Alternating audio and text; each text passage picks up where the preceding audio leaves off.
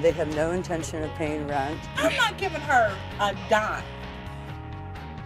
And anger boils over at a local apartment building. Straight ahead, how helping the homeless is not ending as promised. Even as a local group opens a new transitional housing complex in Madison, we found the move from shelter life to apartment life is not easy. Good evening, everyone. I'm Sarah CARLSON. Eric is off tonight. First, Porchlight opened its new 50-bed facility on the east side today over concerns that individual homeless people have few places to start over.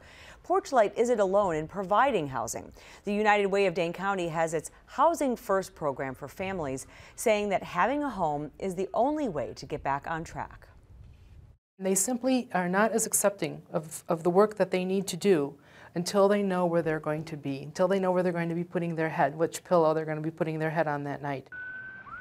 The program is helping more than 500 Dane County families with low-cost apartments and caseworkers. But that's only half of the people who need help. New at 10, the 19's Theo Keith found that for those people, the transition from shelters to apartments can go horribly wrong. Sarah, those families working with a case manager have an 80% success rate. For those trying to make the jump from shelters on their own, that drops to just 30%, and you don't have to go far to see why.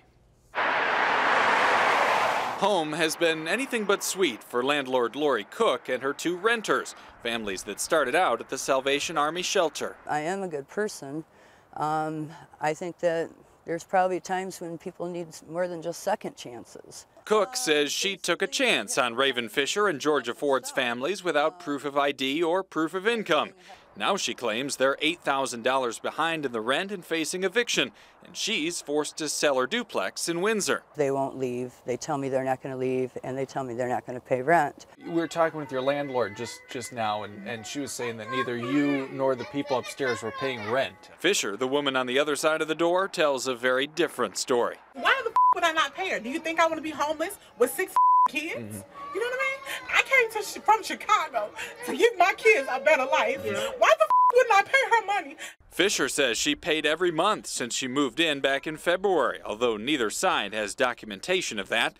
She says she put paying the rent over fixing the van her husband used to get to work. I lost my car and she had the audacity to say she never received the money. Well, now you're playing games, because unless the post office man took it out, put it in his pocket, and walked down with the street, then I don't know what to tell you. And now you're playing games. Fisher says she, her husband, and 6 kids are headed back to the shelter. The two sides are heading to court for an eviction hearing next month, but that likely won't fix the bad feelings. Instead of taking advantage of the opportunity, they took advantage of me. They broke the circle of kindness, and I feel pretty bad about that.